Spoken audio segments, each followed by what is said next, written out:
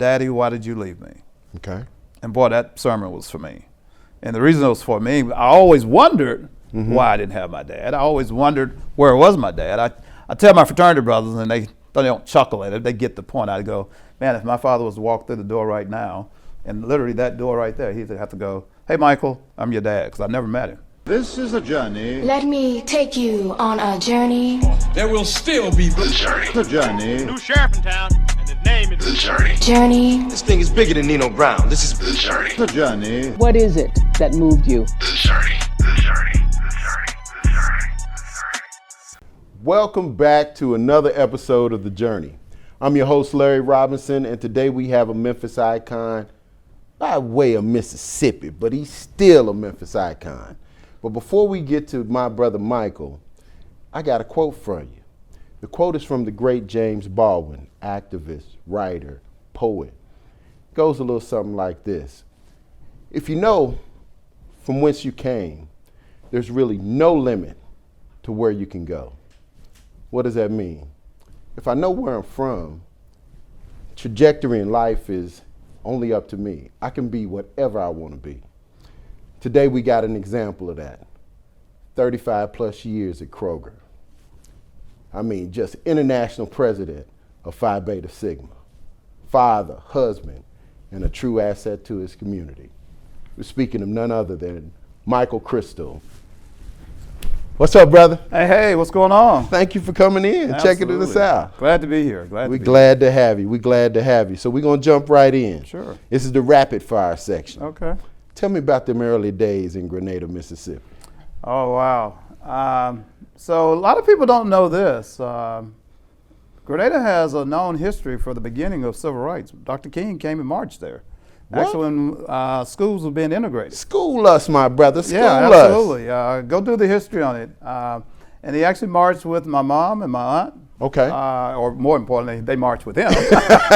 Okay, let's get that right. But yeah, and I'll never forget this story. Okay. I'm a senior in high school, maybe a junior in high school. I'm driving downtown. Okay. Maybe we'll talk about this. I grew up in the project, so we had a post office. The post office was downtown, so that's where we got our mail. Right. And so I'm driving, and I get to a red light. Okay. And as I get to the red light, I notice there's a lot of people standing up, and they're not just standing. It was actually the Klan there. Wow. Yeah. And as close as you and I are in my little old blue car, that's where the Klan was. Now, was that my experience throughout the time I was growing up in Grenada? The short answer to that is no. Okay. But was my level of awareness to that? Right. The short answer to that is yes. Absolutely. But loved my little town. Okay. Had a great life there. And I really kind of reflect on the makeup of who Micheal Cristal is. Right. It's from that small town values that I learned from my mother, learned from my aunt, Okay. And learned from others. So yeah, love my I want to town. ask you, great segue. Who outside of your immediate family had the biggest impact on young Michael? Yeah, two people come to mind. Okay. I was a member of the Boy Scouts. Okay. So my scoutmaster. All right. Dustin Harbin. Dustin Harbin. Yeah, Mr. Shout out to Dustin. Yeah, God bless his soul. Mr. Harbin was a well-respected executive at the McCoy factory there. Okay. His wife was a well-respected school teacher. And so, young Boy Scout, role model. Right, right. The other one is, funny story. I'll say this a lot, funny story. So we all remember good times, right? Right. And we remember Mr. Bugman, right? Right, yeah, absolutely. So Mr. Booger. Bugman, was it Booker? Booger. Yeah. So, he kind of fixed up things. Right. That was Mr. Green. Okay. Yeah, Mr. Green was a fine gentleman. And the relevancy of me saying fine gentleman, I didn't grow up with a father in my home. Oh. No, did not. And so when you think about who he was and what he represented, right. and seeing that impression always stayed with me. Okay. And he was that well-respected person within the projects. Okay. And he fixed things. Gotcha. And he ultimately, we actually started a second Boy Scout, and Mr. Green became our troop master. Wow. Yeah, or troop leader. Shout out to Mr. Green. Yeah. All right. So, how different are you from the person you dreamed you would be as a kid? That's a great question, Larry. here's what I knew relatively young. Okay. I was a little different. Okay. Kinda In what way? Yeah, kind of stayed at home. Okay. You know, I didn't get in not a whole lot of trouble. I didn't get in any trouble. Really? No, I did. My brother got enough trouble for all of us. Okay, he got enough for everybody. Did you ever get a whooping for your brother? I got a lot of whippings, but I didn't get in trouble. And maybe we'll talk about trouble a little bit later in the segment. But Okay. Here's what I knew. I was pretty good in school. Okay. And I kind of had an idea of what life might look like for me. Okay. Got a lot of respect and appreciation from my mother. Okay. When I think about my mother and my appreciation for strong black women, I get it from my mother. Okay. That's who she was. And she took care of her family. I can literally see my mom right now. I can see her sitting in the living room, kind of counting her money. Wow. And the counting her money was really making sure that I was doing enough to prepare for my family. And so I learned that from her. And I'm probably Right. 5. Okay. And I always knew that I wanted to be right by that. Okay. And so I'm 10, 11 years old. I get my first little job. Right. And my first little job is a paperboy. Okay. And if you look at the research tells us that a lot of our impactful leaders, Started as paperboy. they started as paperboys. Absolutely. Yeah. And so I was a paperboy for up until the 11th grade. I think about that. I'm a little young kid Man, you trying might to have be had somebody. 2 jobs your whole life. Actually, I did. That's true. I did. Really? I only had to. Really? So I ended up ultimately working for a grocery store in our hometown. Right. And then I ultimately worked for Kroger. So I worked in grocery and I threw newspapers. That's amazing. But that newspaper story gets to, hey, who do you think you're going to become? You know, I had a little money in my pocket. Right.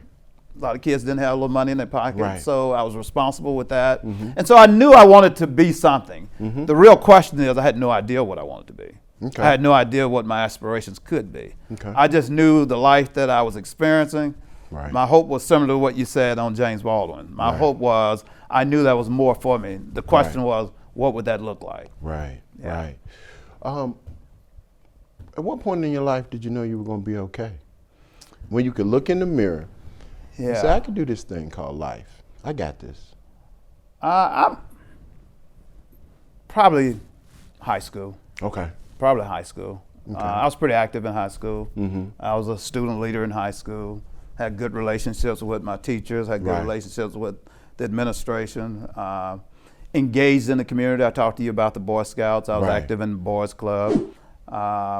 And life didn't appear to be difficult. I grew up in the project. And Right. when I was active in the fraternity as Did you know you were in the project?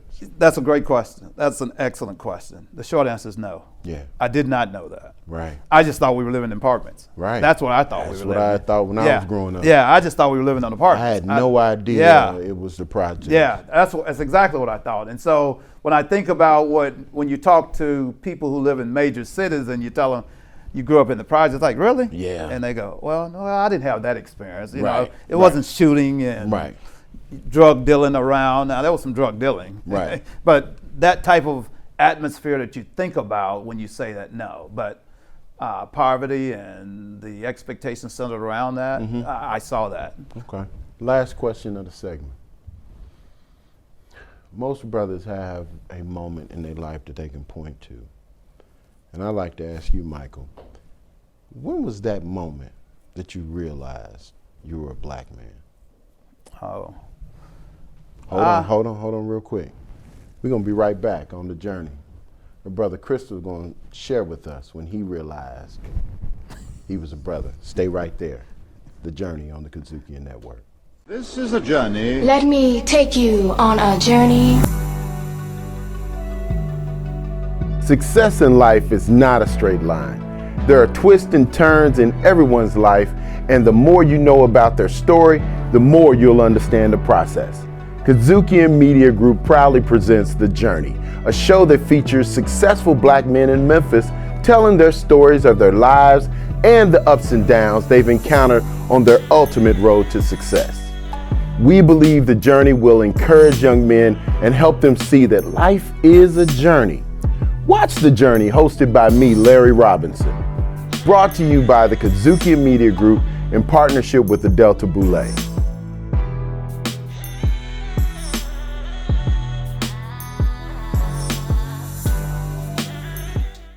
Welcome back. Didn't I tell you? I told you we had another bad brother. And he's a bad brother from the SIP. So listen, before we left, we asked him, and that's Brother Cristal, Micheal Cristal that is, put some respect on his name. We asked him when did he realize he was a brother. But before we get to that answer, I want to ask him this. Micheal, what's your superpower? What's that one thing that you do better than everybody else? I see it. Really? Yeah, I see it. You see around the corner, son. I see it. And to go deeper on that, I don't just see it. I have this innate ability to know how to get there. And that's usually the challenge. It's not enough to see it. You can connect the dots. I can connect the dots. And I learned that, back to your original question, I learned that kind of early in my life. Really? Yeah. When was the first time you realized, man, I can chart out the course in my mind? Yeah. When I was a student at Mississippi State, Okay. chapter president, Okay. and we wanted to create something different as an experience on the campus. Y'all only had about 2 people in the chapter. Actually, it was a half. We didn't have to. You know, a good Kappa man gotta give you some. Gotta give you some grief. I know. It's your show. I'm trying to be nice. I'm trying to be nice. That's why I said we just had a half. I knew where you were going with that.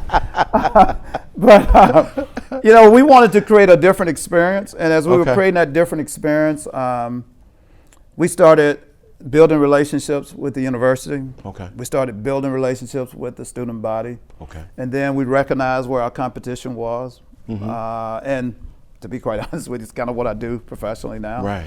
And I was blessed to become, we used to call them the Greek Association, because on our campus, the white sororities were NPHC, as in National Panhellenic Council. It was small p, if my memory is correct. Okay. And of course, the Divine Nine, we refer to ourselves as the NPHC. Right, So we were the Greek Association. Okay.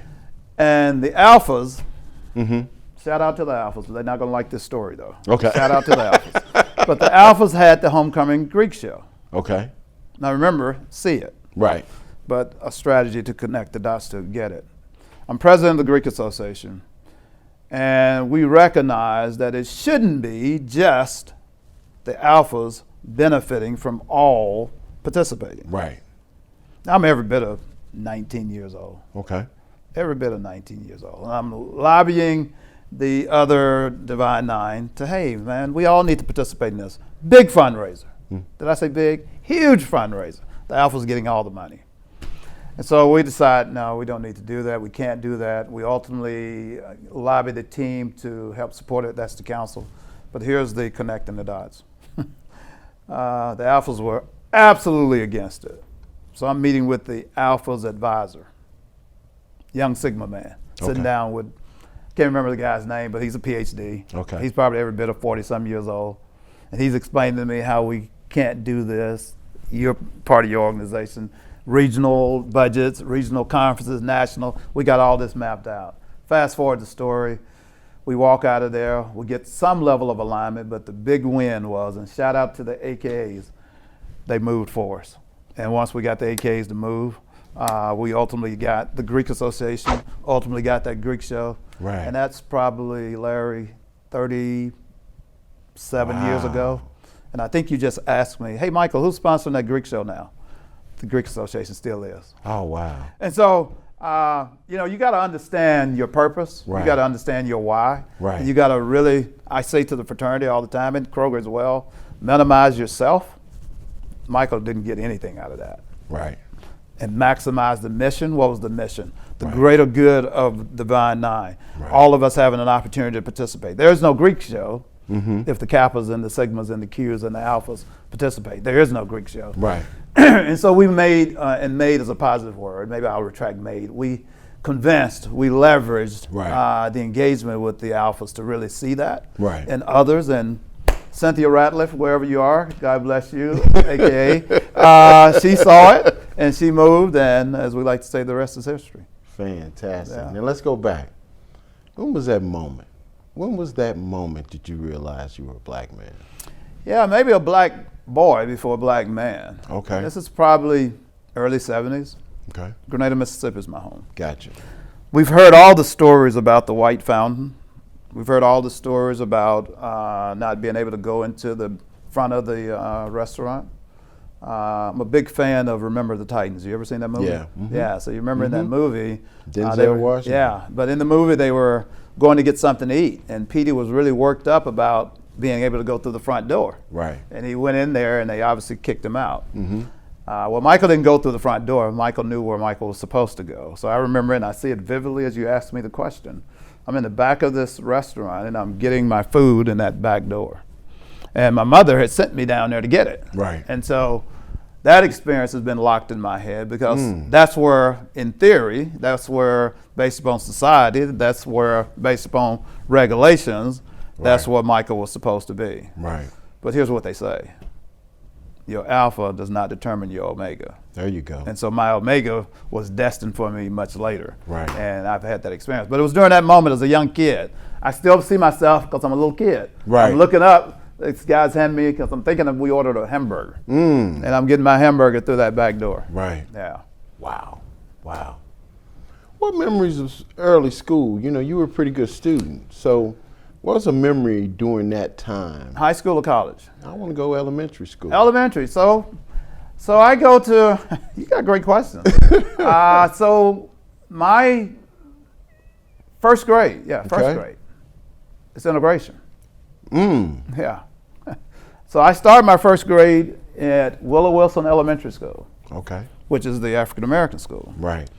And that second semester is when we went to, we were integrated. Right. And it was during that school year, and the data says this, it was a lot of black kids failed that year. Right. A lot of black kids. I was blessed I was not one of them. Right. But the thing I probably remember, I remember that experience, but the thing I remember probably the most was my second grade year and my third grade year. I was a pretty decent student. Why those two? Because I had good relationships with my school teacher. I see Miss Patrick right now. She had that big old bonnet in her head. I see it right now. I really do. I see it. And I see Miss Watson, my third grade teacher. Okay. And my school experience, man, it's just like when I was a student at State. You know, we all got that comfort zone. Right. You know, this is my space. And Right. that was my space. Okay. And I had fun at school. I had great friends at school. A lot of my friends looked like me, but my truth is, a lot of my friends didn't look like me. Right. And so being comfortable engaging with others became a norm for me early on, which ultimately served as a positive for me later in my life. When did you realize, wait a minute, I can make friends with everybody? This is that second grade. Really? Yeah, that's that third grade. If somebody was to ask Micheal Cristal back when I was like second grade, third grade, most people would say, he's probably with Mike Franklin. Mike Franklin didn't look like me. Mike Franklin was a freckle-faced white kid. Okay. Yeah, and you know, a lot of my friends were white kids. But your question earlier when you asked, hey, Michael, did you knew you grew up in the projects? And I go, no, I actually thought I just stayed in apartments. Right. You know, my experience wasn't, oh my God, I'm living in the deep South and I'm going to school in the early 70s. Right. And it's all this activity going on. Right. No, I don't remember any of that. I don't remember any of that. Right. And so my experience was, it was an engaging experience. I remember the integration part. I remember going off, but I don't remember, people were mean to me or people were disrespectful towards me or people treated me differently. I don't recall that. I recall it being a somewhat normal experience. You said you didn't have a dad at home. Yeah, I did. You never missed that? You never looked at other kids and said, wait a minute, you got a dad, where my dad? Yeah, so the short answer to that is going to be no, because I don't know that I saw that in my life experience. I don't know that I looked up and saw Bob with his dad. I don't recall that. Wow. Again, when we talk about some elements of the projects, that element was absolutely true. Right. I'm not going to say that I didn't see any kids with their dads. I'm not going to say that, but if you would say, Michael, was that the norm? I'd go, no, that wasn't the norm. So there never was something that you felt like you were missing. I'm going to say I might have been a little bit smarter than that. I'm going to say I just recognized I didn't have it. Okay. And as my pastor said, my pastor preached a sermon here in Memphis. Okay. And the sermon was called, Daddy, Why Did You Leave Me? Okay. And boy, that sermon was for me. And the reason it was for me, I always wondered why I didn't have my dad. I always wondered where was my dad. I tell my fraternity brothers, and they don't chuckle at it. They get the point. I go, man, if my father was to walk through the door right now, and literally that door right there, he'd have to go, hey, Michael, I'm your dad, because I never met him. Don't know him. But here's my truth. Okay. And my sisters would say this. I always said if I was blessed to be married, and I'm blessed to have children, my children would never have that experience. Right. Never have it. And so my commitment for that not so great experience for me was to make sure my children didn't have that experience. And my children don't have that experience. And I believe my grandchildren and my great-grandchildren won't have that experience. And so, avoid, yes. Seemed to be a little abnormal, yes. But was it something that you go, oh my God, this feels a little weird. This feels a little daunting. No, I didn't necessarily have that experience. And with all the HBCUs and the focus on HBCUs during the time I'm sure that you were coming up. Yeah. What made you decide to go to the PWI? Great question. So I'm And for those that don't know, hold on. Yeah. HBCU stands What for does that stand for? Historically Black College or University. What does PWI stands for a predominantly white institution. So your UKs, your University of Mississippi's, your Mississippi States would be considered PWIs. Your HBCUs are your Gramblins, your Morehouses, those type of, Florida States, Lemoyne College here in Memphis. Those are your HBCUs. Yeah, so my sister went to Alcorn. Okay. She went 2 years to Alcorn. Okay. We used to go, are you familiar with Alcorn? Yeah, I'm very familiar with so the Alcorn. 7-mile stretch. Uh-huh. Yeah, and so her last 2 years, she finished at Jackson State. Okay. My older brother, who I told you got enough trouble for everybody. Right. He went to the Army. Okay. And my other older sister, if you will, she went to the Army as well. Okay. So now it's time for Michael to go to college. Right.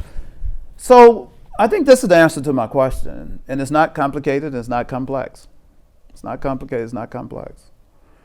I think that was just a product of my environment. Really? Yeah, and here's what I mean by that. Most of my friends were white friends. Right. I had black friends too, but I had a lot of white friends. And so a lot of them were going to Mississippi State.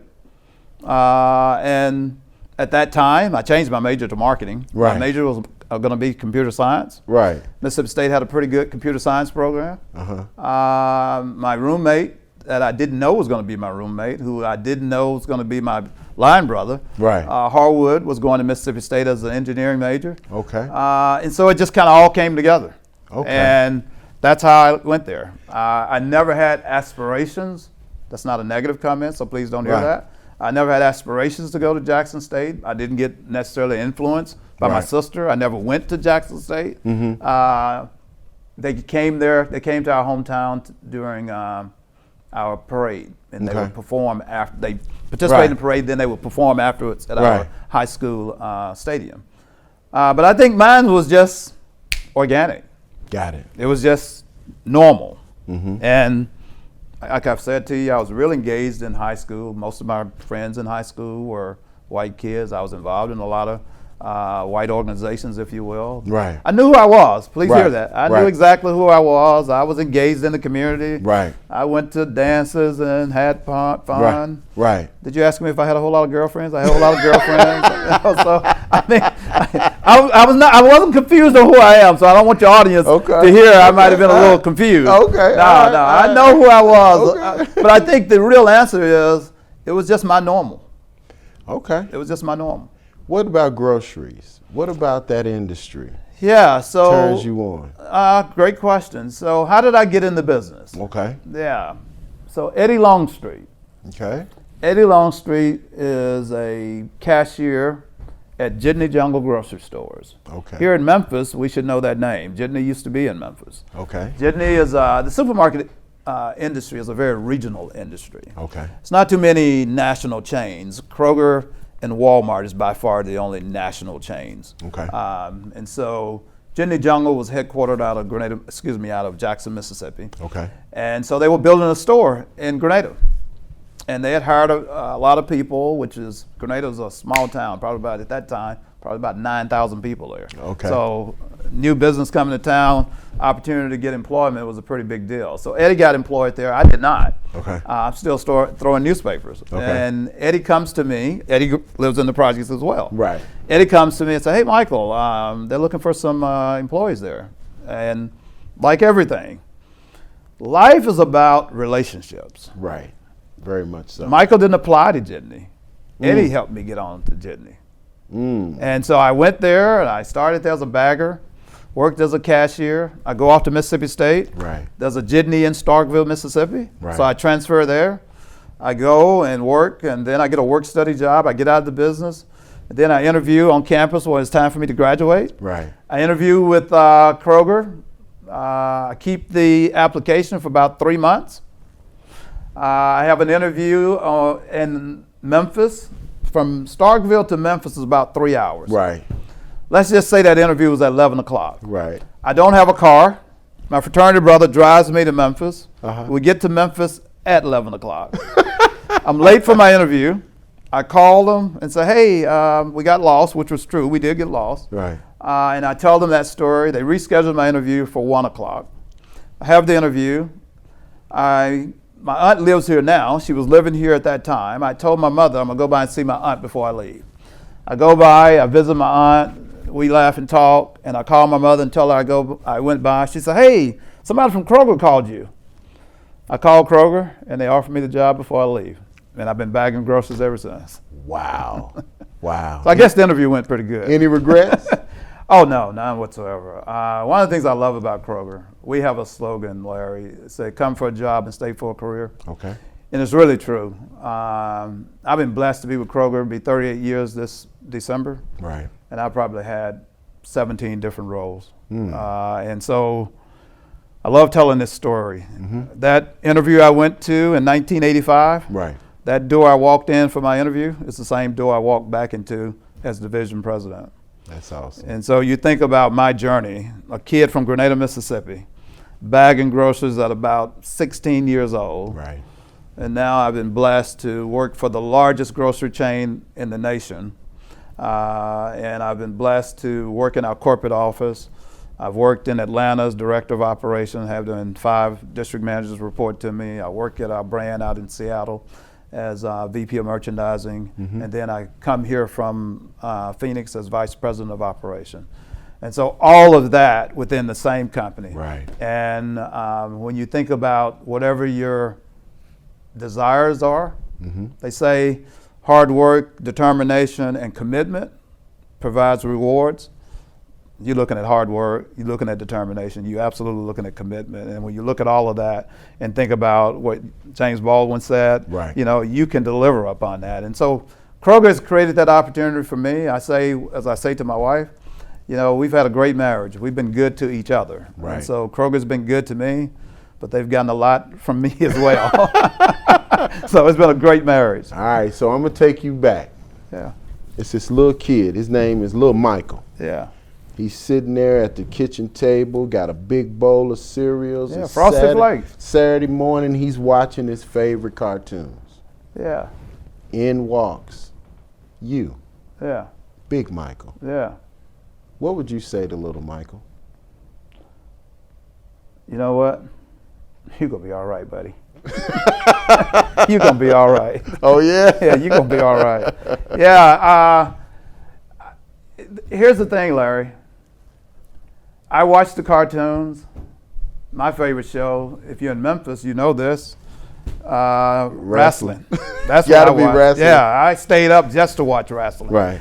But here's who that kid was. I was also the kid in 1980 sitting down watching the Democratic National Convention. Okay. I was watching the Republican National Convention. I was recognizing where Jimmy Carter was running for re-election and the Reagan Revolution, if you will, was coming along. And so I was a pretty engaged kid, and I loved that. Right. I look forward to that. I came home, couldn't wait to turn the TV on to watch that. Gotcha. And so when you hear me say, hey, man, you going to be okay? I kind of knew, as you asked me earlier, I kind of knew kind of where I wanted to go in the context of what life might look like. Didn't know the vessel that was going to get me there. Right. Didn't know the pathway of getting there. But man, I kind of started believing and understanding. I hear my high school principal in my ear right now. Right. He said, Michael, boy, you better be glad you smart. He said, because you're pretty lazy. Now here's what he meant by lazy, Larry. Okay. I understood what delegation was. Right. I understood what planning was. I understood how you lead through people. Right. And he saw that as well. Gotcha. And so some of these leadership attributes that we use later in life, I was just blessed to kind of have some of those. When I talked to you about my pastor saying, Daddy, why did you leave me? That sermon that resonated with me. I didn't have an earthly father. Right. But boy, I had a heavenly father. And he was with me. I didn't know this when I was a kid. Right. He was with me all the time. And that's what, and Pastor Whalum, K.T. Whalum Jr., he preached that sermon, and it was so accurate for me. And as my daughter says, Lauren is every bit of probably 10, 12, when he said, hey, Pastor Whalum talk, if you don't know your father, you didn't have your father in your life, come down. My daughter said, Daddy, you ran down there. She said, Daddy, she said, before you could get it out, you were already down at the altar. Right. And so I felt like God was with me all along. Okay. And so that's what I'd have said to Big Mike, would have said to Little Michael. Okay. You're going to be okay. There's a lot of kids that didn't have what Little Mike had. I would like you to leave them with a crystalism. Yeah. So I like you looking at that camera. Yeah. Cats are looking at you, watching you. Leave them with something, Mike. Leave them something they can take with and know that they got to experience Micheal Cristal today. Yeah. Probably the first thing I'd say, Larry, is truly believe your alpha is not your omega. Truly believe your surrounding, whatever that surrounding is, if it's positive or negative, there's something else better for you. I was blessed to serve as international president. One of my proudest moments as president was we have a youth group called the Sigma Beta Club. And the thing that I talked to our students about was something we referred to as the trilogy of change. And that trilogy of change is we were mentoring kids. And so the first thing I want you to hear, man, there's a mentor out there for you. There's one out there for you. It could be your uncle, it could be your dad, it could be your scoutmaster, it could be anyone, but he's out there for you. And so we mentored kids, not just on Saturday mornings, because that's not enough. We go and we engage with those students frequently, all the time. And so when you think about a Micheal Cristal who's president of Delta, we want those kids to know that the opportunity, you can grow up and become whatever you want to become. Dream, but dream big. Dream what you might not even imagine exists, but dream. And as you dream and recognize that there's a support system out there. And our second trilogy was we wanted kids to not just go to high school, we wanted you to graduate with honors. And then with an opportunity to go to college, which was the second step of our trilogy. Right. And so as you think about that, we've been with you as a youngster. You're going to go off to college, Phi Beta Sigma, Kappas, whomever is going to be there to support you. But for us, it didn't stop there. That third layer, which is the one that often we don't talk enough about, is that transition out of college. And what does that look like? And so we introduced something called the Sigma Executive Leadership Council. And what did that group look like? It's college-educated professional men who look just like your audience. And so we wanted to be that role model and that exception for them. And so when we think about as little Michael, big Michael, any Michael, what I want you to remember more than anything is this life journey, you do not have to take it by yourself. This life journey, there are people, school, church, community, who absolutely want to support you being successful. There's an ask, It's a simple ask, and that is have a commitment to being successful yourself. And as long as you have that, the life, the world, your commitment towards success is going to be right there for you. And so that's what I would say. Recognize that there's somebody who's here to support you. Recognize the capabilities that you have within yourself, and then recognize the promise of tomorrow is really great for you. I can't say any more. So with that, we're going to say thank you, Brother Micheal, Absolutely. for coming and spending some time with us on the Absolutely. journey. Absolutely. Certainly are honored by your words. I told you, just keep coming back. We're going to keep bringing them. We're just going to keep bringing them. This is Larry Robinson for The Journey. Take care. Till next time. Thank you to our partners, the Delta Boulay. To hear more incredible stories like this, be sure to download the Kadzukian app from the App Store or Google Play. Or check out The Journey Memphis podcast on all your major podcast providers. Also, check us out on the Kadzukian Network.